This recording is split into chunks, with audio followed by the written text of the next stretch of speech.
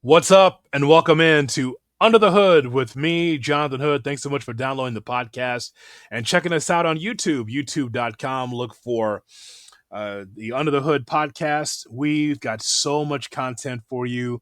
Happy League Day for those that celebrate because we're talking about the NBA. The season is finally here, and there's so many things that we have covered already in Under the Hood. Evan Cohen from Unsportsmanlike on ESPN Radio. He's on between 5 and 6 before Kap and I take the air on ESPN 1000 on the ESPN Chicago app. Evan Cohen and I went through a lot of the NBA and previewing the season. He crashed out about the Chicago Bulls. That's right now on my TikTok and it's on my social media. He crashed out because he realized what it's like being a Bulls fan with no hope. So Evan was on the show. Also, we got a chance to talk to someone from betonline.ag about some of the gambling that you could do, who's going to be the MVP, who's the favorite for the Western Conference and Eastern Conference, and maybe some win total values. It's right there. Also on Under the Hood with Jonathan Hood. Check out the podcast. I always say, like, if you don't catch us on YouTube, check out the podcast for Under the Hood with Jonathan Hood. Hit that subscribe button. That way you miss nothing, audio or video, from what we do. But we're giving you the full complement of basketball previews from the gambling standpoint around the league. And now let's talk about the Chicago Bulls. CJ Taylor is with us here. I tell you what, go to the ctjreport.net. Charles Taylor with us here on Under the Hood with Jonathan Hood. As always, sir, we appreciate the time. Appreciate you having me as always. Happy NBA Day. Man, it's good for the Ah, NBA to be back. the league. So happy that the league is back. I do want to talk to you about this. I want to talk to you, sir, about the way the league is now as far as a television standpoint. No more NBA on TNT, but now we get it on Prime Video on Amazon. We get it on ESPN and NBC. And you know what? I was just watching, and I wish I could play it now, but I don't want to get any YouTube strikes from John Tesh and his group. They were on the Today Show today, and he's playing Round Ball Rock, right? Gave a good 3 minute. He gave it like a remix, like a 3 minute version. He's pounding away at the piano, and I'm sure that John Tesh has got to be saying, "Damn, what is the big hype over this? Like, why do people love this song so much?" I think even he is like confused by it all. But the reason why that we love that the NBA is on NBC and we get Round Ball Rock again is because it just reminds us of a happier time. We Hmm. weren't paying bills. Charles, we weren't paying Yeah, bills. We were just out there having fun, spending our yeah, Saturdays and Sundays watching Jordan and watching the yeah. Bulls. It just gave you Ewing, watching the Sonics and Gary Payton. Like Round Ball Rock and the NBA and NBC gives us a happier time when we're watching the NBA back in the day. And that is one of the, I don't know, 4 or 5 greatest like sports theme songs. You put that up against any of them, and it is going to be top 3, top 5.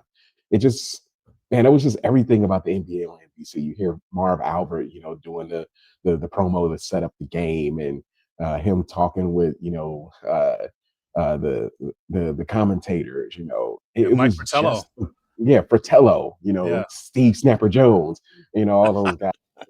Was it was a great time to be an NBA fan. The 90s, really the boom of the 90s coinciding with the reign of Michael Jordan and the Chicago Bulls. I mean, it just made the game like go global.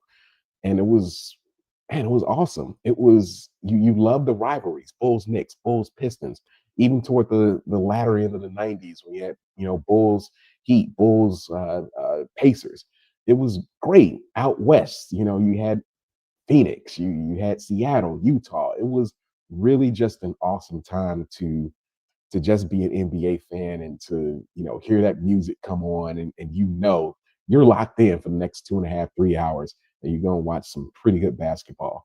It was this is why we're hyped. This is why, Yeah. seeing the NBA back on NBC just kind of gives us those vibes again that man, the NBA really it's really back, now that it's on NBC again.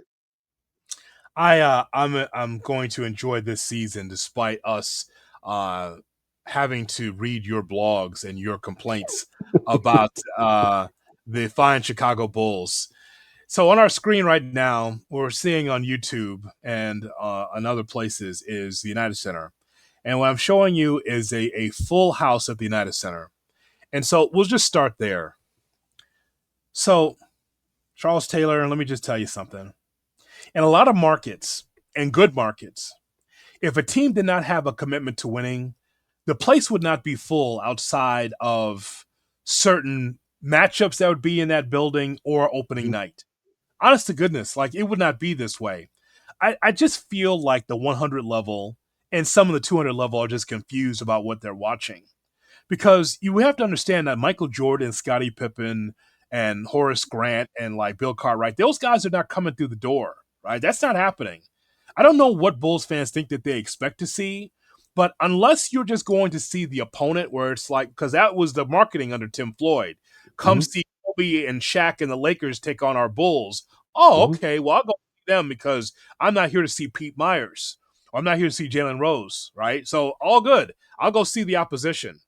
I'm confused on why the Bulls fan continues to sell out the United Center knowing that you have a team that's going to be less than 40 wins. I mean, it's one thing to be a fan, but also it's another thing to just put your money in the furnace, realizing that you're not getting what you really paid for. Yeah, that's a great point that you brought up of um, what they did in the past, and I think they still kind of do to an extent, is to market the teams that are coming in. So yeah, you might be catching LeBron for the final time if he ever decides to suit up and play. Sure. Come watch Kevin Durant with Houston. But I think the other thing that still gets people to fill up that United Center is the nostalgia thing. I think there's still millions upon millions of Bulls fans that just want the experience of watching an NBA basketball game in the place that Michael Jordan built. Just to say I was there. I was at the United Center watching the Bulls play whomever. And I think the third thing is there are some diehard Bulls fans that are just going to accept what this team is and think, this is try hard Bulls 3.0. And you got a bunch of young cats, they're going to be playing this year. And let's see what this team is about. But I think you have all those components kind of adding up as to why the United Center continues to sell out. Because if it's me, and this team has been crap for the better part of what 10, 15 years, outside of the Derrick Rose era, you know, 3 straight years of playing losing performances. And that this team has no vision, no future. You're kind of betting on a couple of young guys that they can blossom into something. But that's nothing that's going to get you into a championship window anytime soon. So what am I going there for? So, what you just described to me and our audience is a museum. That's what you just did. You just described fans going to the United Center, seeing what used to be, looking at the banners and looking at what used to be the pageantry, and you're going around to see the Jordan statue. And I'm just like, if that's the draw, then we're suckers. Seriously, because you're supposed to be there to be able to watch, a winning product or a growing product. And what we're Mhm. seeing is a Hall of Fame head coach with some young talent, but not enough talent to be able to get out of the play in. And to me, that's just not worth it. Like that's a hella expensive museum, CJ. That's a lot. I mean, to go to the United States to the West Side to see what exactly? I mean, you can always see Jordan statues sometime. Can't you visit in the summer? Yeah, I mean, there are concerts there in the United Center during the summer. That's how I got my picture of the Jordan statue. When Sade was there back in 2011. So, but yeah, I think the other thing that played into it was that mini run that they had in the 2021 season when you had Zach Levine, you had DeMar DeRozan, you went out and got Lonzo Ball, you had Vooch, and then they sprinted out when no one really kind of expected them to, and had the best record in the East. Like there was serious talks of, hey, maybe the Bulls might be back. Maybe the Bulls may be able to make a deep run. And then, of course, we know what happened next. After that, it just, you know, that was Arturas Karnisovas and Mark Eversley just kind of playing that card. Or maybe we can get Lonzo back and uh, can can uh, uh, can DeRozan gel, with Zach Levine, and can they bring Vooch into the mix? And hey, let's run it back. We can put a couple of pieces here and there, and we can make another playoff run with this core. And it never worked. Credit to AK for trying to do something different and taking a swing at it.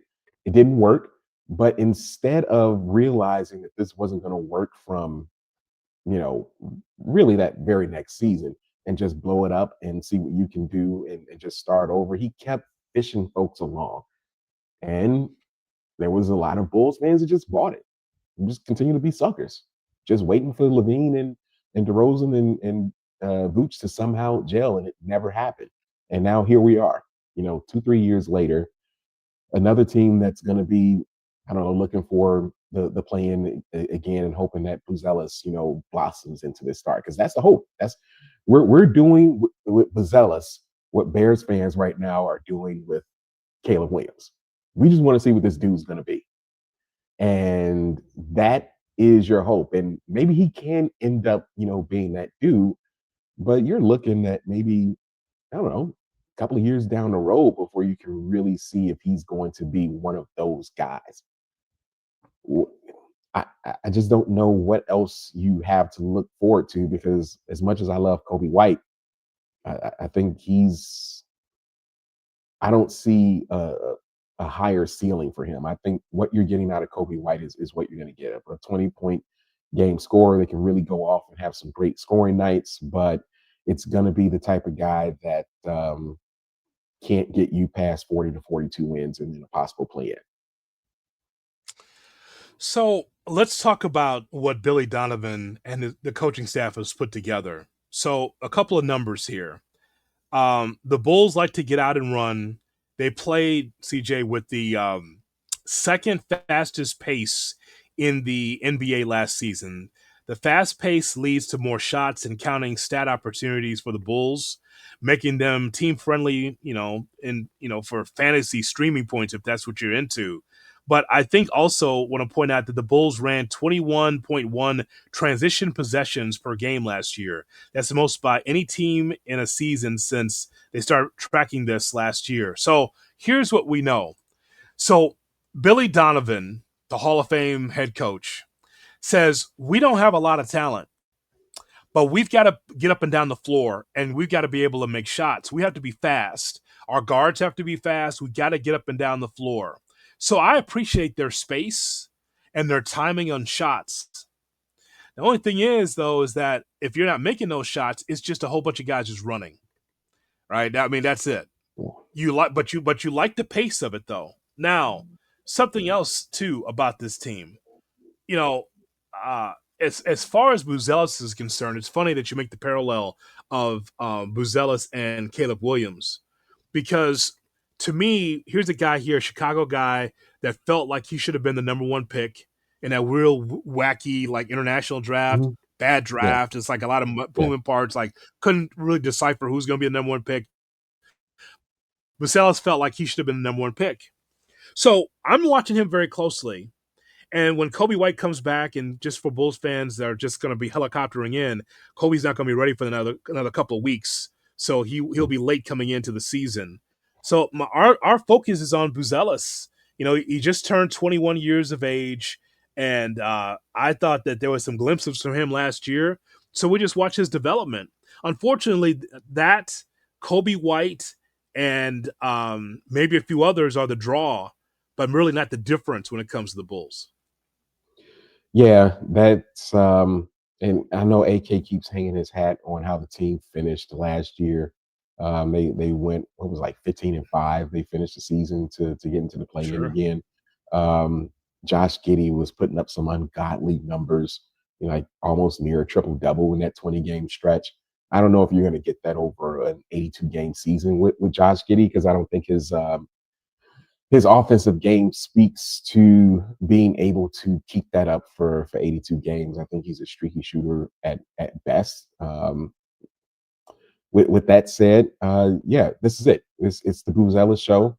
That's what we're going to be watching this year, until Kobe gets back, and see what those two can do together. What Giddey can bring to the mix. You mentioned that they love to get up and run up and down the court. How's that going to work for Vooch? Because Vooch isn't getting any younger. Like, this is Right. Vooch is what, 30, 35, 36 now. So he's not going to be running a lot. And you've got this young kid, Noah Essengay, for all you Hoffman Estates fans out there. Get ready to see a lot of him with the Windy City Yeah. Bulls this year. But you're not going to see a lot of Essengay. I think they're a bit small up front, outside of Vooch. You remember Patrick Williams? You remember that guy? Remember him? I do. The former number 4 overall pick. He's like, I don't know, he may be the 8th or ninth guy, on the team this year. And that doesn't speak well for AK and his drafting abilities. I think he found one though with Buzelis. He found one with Kobe. But again, Kobe is, borderline all-star. But I don't think there's going to be anything more than that. Buzelis can potentially become a bona fide all-star. We don't know what we're going to see from this Essengay kid when he, kind of gets some more weight on him and some reps with the Windy City Bulls. But yeah, this is looking like I forgot about Isaac Okoro, their free agent pickup that's gonna, add some defensive toughness to this team. It's a team last year that they were 6th in scoring, averaged over 117 points. Problem is they were 28th in defense, giving up 119 points. Yes. So So you're, so you're that going to is see a the lot of up and essence. down. That, Yeah. yeah, that is the essence of never confuse activity with accomplishment. Mm-hmm. That's what that is. Yeah. So, So all that running up and down the court is going to be great to look at. If you're a young fan, if you're a fan of that type of up tempo style of basketball, it's amazing. 30 years ago, we hated that. Remember, we, mm-hmm. we hated the Phoenix Suns and that up and down tempo. All they do is run up and down the court. Well, now that's pretty much the league now. But yeah, if you can't play defense, on the other end, I don't care how many points you can run up if you can't stop anybody, or if you don't have great shot selection, which is another one of the Bulls' problems. So I just for Bulls fans to know, so the Bulls have 6 players, Charles, including White, Kobe White, whose contracts will expire after the season. So here's the problem with Chicago Bulls basketball. The problem with Chicago Bulls basketball is very simple. The Bulls are supposed to win. I've seen the win total at around 33, which is really a shame when you think about the litany of injuries that are in the Eastern Mm-hmm. Conference, right? Pacers, Celtics, Sixers. There's a number of injuries. So you'd think that the Bulls will be able to make their way up. Here's the problem, though.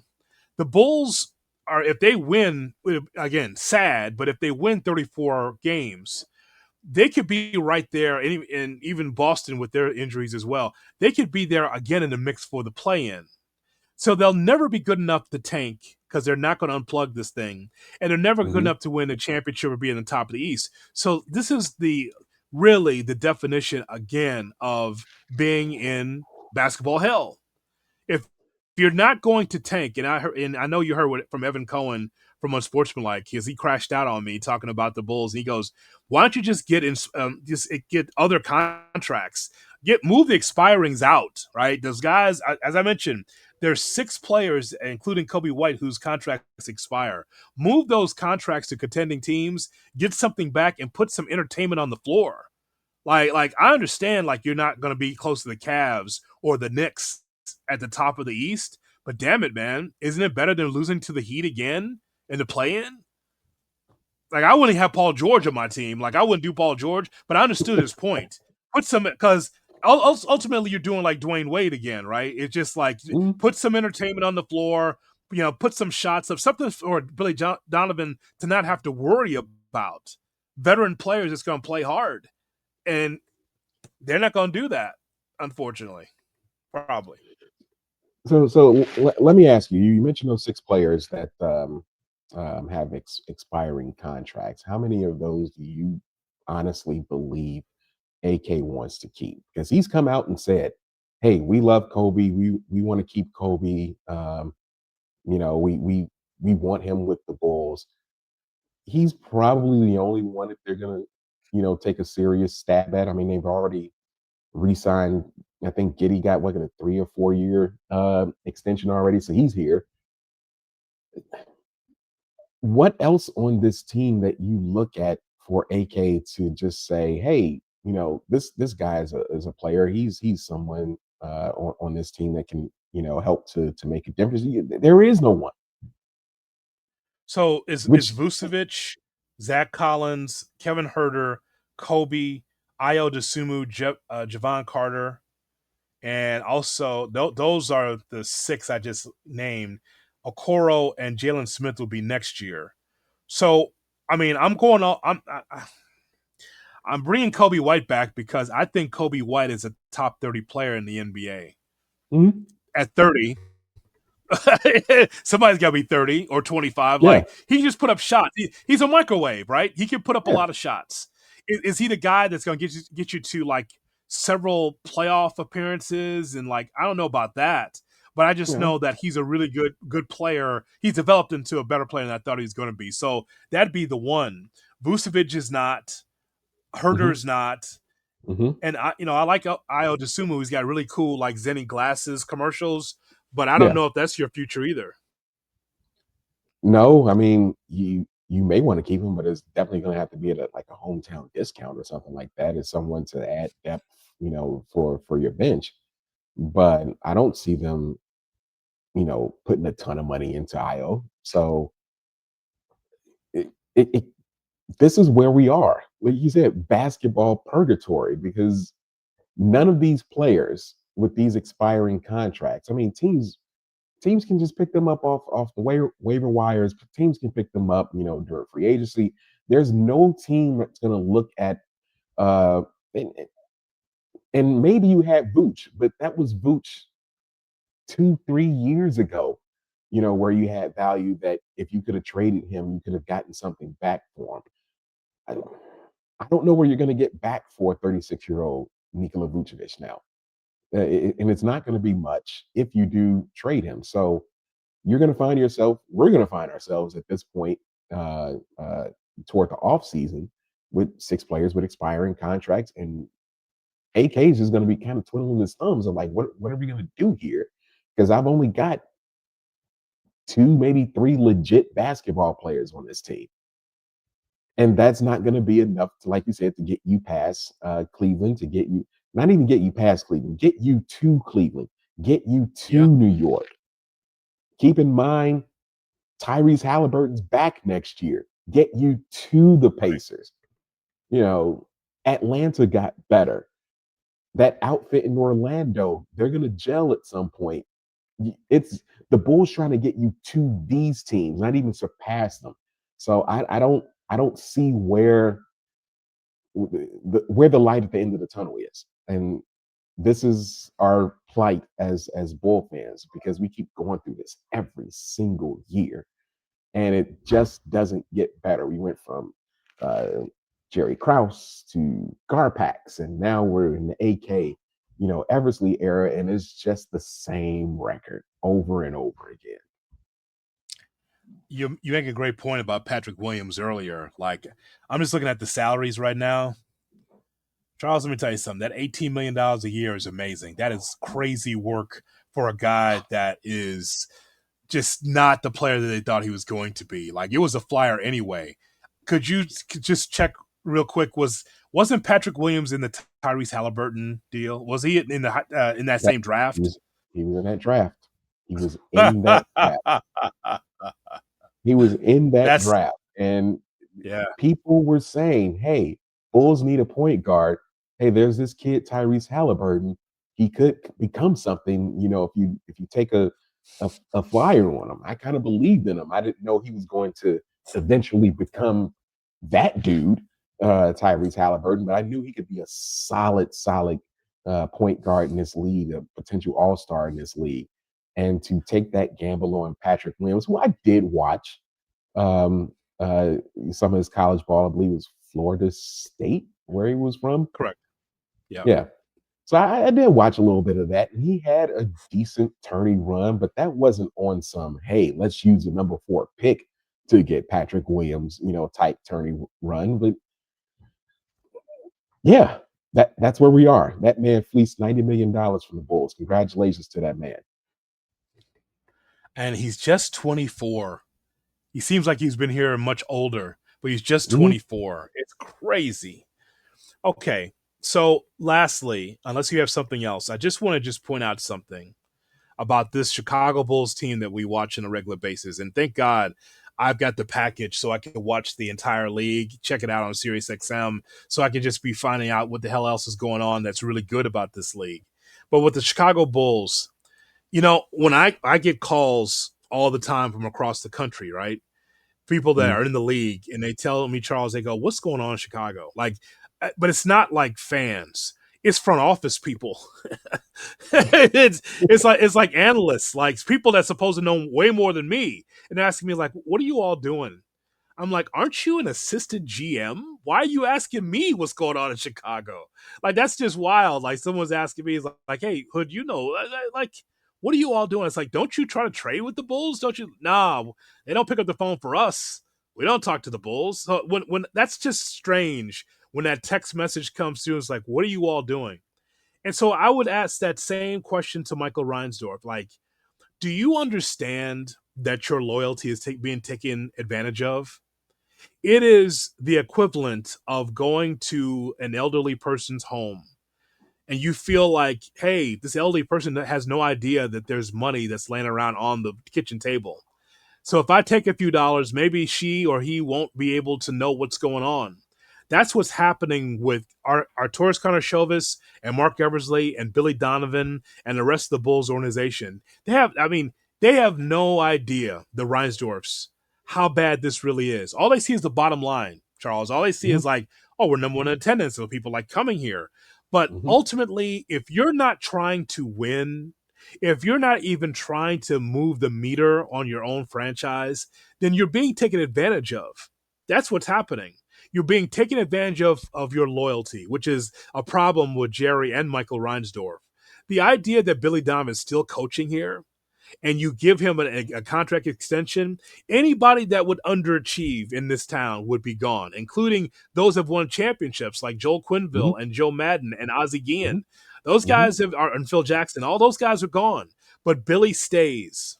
When you're stuck in neutral or going backwards, when you're Karnisovas and Eversley, when you really don't have a plan, you have no plan. All you're doing is asking Bulls fans for patience. So because of this, and they both got extensions, by the way, Karnisovas and mhm, Eversley. So you are taking advantage of the loyalty of the Reinsdorfs, and the Reinsdorfs are too stupid to be able to say, I need to talk to someone outside the box that can help this franchise win again. This can't be the one trick pony of Michael and the Bulls. This has to be an opportunity where we know how to win. And the Bulls and the Ed organization doesn't know how to win. And the ones that's in charge don't care about winning because they're paid handsomely. That's a mhm. problem. It's it's a serious problem, and I think as we started off the show with, until fans like realize, and maybe they do, and maybe they don't care. I don't know, but until fans can honestly look at this and say, all right, this is a team that has been stuck in neutral for the better part of 15 years.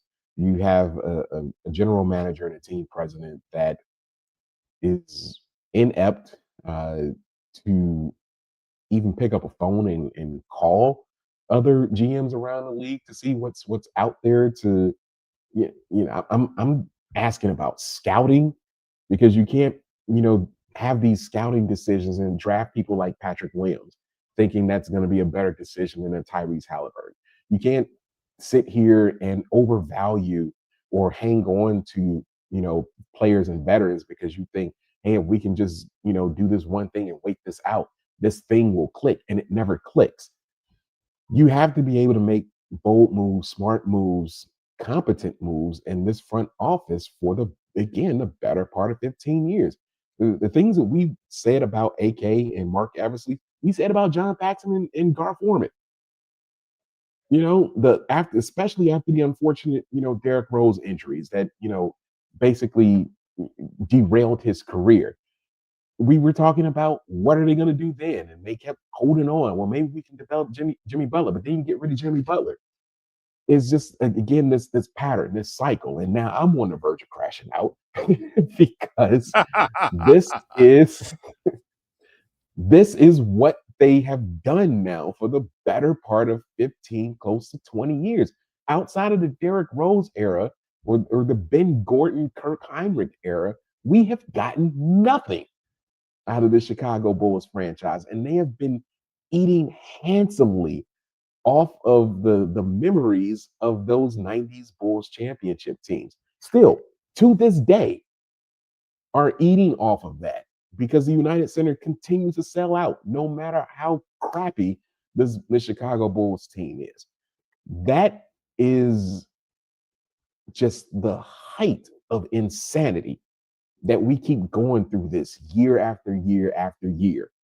And there is no end in sight because Michael Reinsdorf just refused to drop the hammer and was like, hey, you guys are screwing up. You guys got to go. I need some people in here that are going to make real basketball decisions. And he won't do it. Well, it's kind of like All Jerry right. Reinsdorf with Yeah. the White Sox saying, I don't want to learn the new people. So brought Chris Getz in from the minor leagues. Come on in. Because well, that is us painting a rosy picture for this upcoming season for the Chicago Bulls. But I mean, what we're doing is just telling facts. Like this is it. Like this is what it is. Bulls fans, this is what it is. And I just don't want people to think that there's some kind of optimism. The optimism comes when we see Buzelis in his development. To see Kobe Mhm. White, he's going to have some crazy games. There's Stacey King and Adam Amin is going to be, yelling about. But as far as the national acclaim, man, at best they'll be in the play-in. At worst, they won't even be in the mix. There are Mhm. teams that are bottoming out, like the Celtics are going to have to because of the injury um, to Tatum. But I mean, it's just kind of like I wish that the Bulls could take advantage of what's going on here in the East and just move up some spots. And it's just not going to happen. No, It's it's not. not. It's not going to happen. Um, and again, if you had competent leadership, you would look at what an Oklahoma City did and just say we're just gonna bottom out completely and we're gonna rebuild this team. And then you make smart decisions. You fleece the Los Angeles Clippers and get a young Gilgis Alexander because hey, we can bring in the beard and all these, veterans and put this super group together and try to go win a championship. Meanwhile, Oklahoma City are your defending NBA champions and looking to win another one. That's how you build.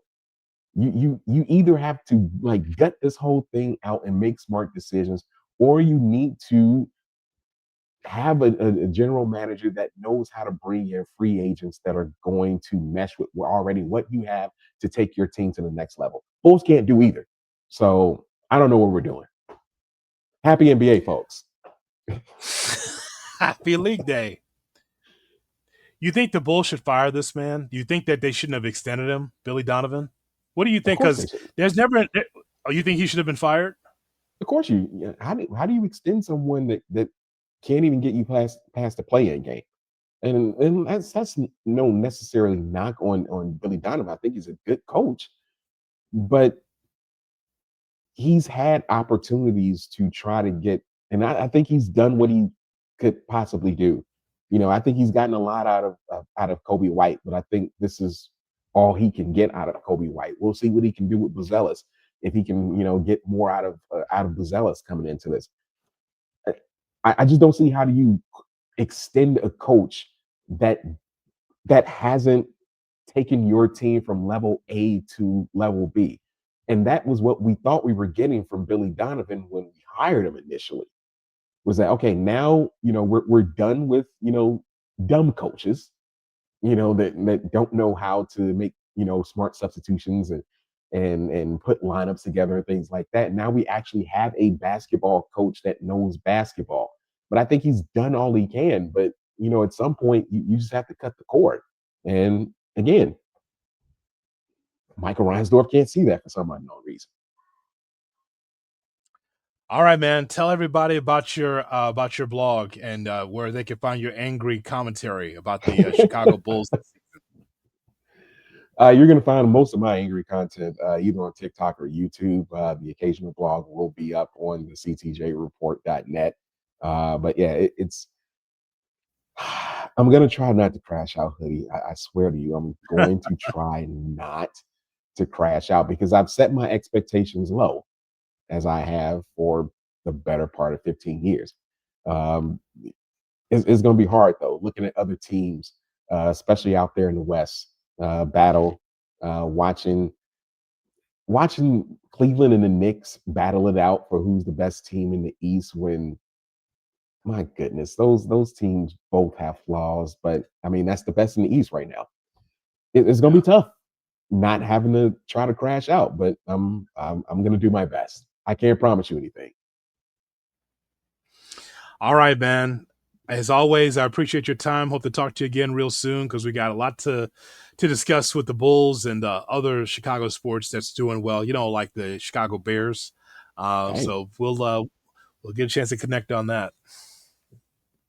all right, man. Appreciate you as always for having me on the show. Absolutely. And we are presented by Triller TV.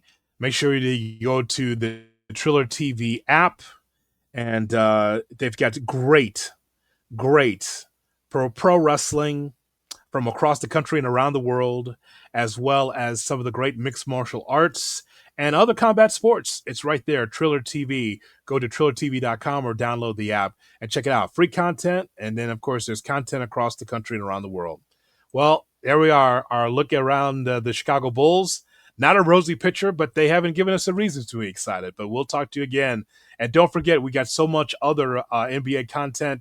We look at the entire NBA with Evan Cohen from Unsportsmanlike on ESPN Radio, and also trying to put some money in your pocket. Yeah, we trying to figure out how the Knicks are going to get up there and put some money in your pocket, and maybe Denver, some of these other teams that might get maybe a little higher in the win total, maybe some value with the Orlando Magic. Check it out. It's on the Under the Hood Show podcast and right here on YouTube. Thanks so much for checking out Under the Hood with Jonathan Hood.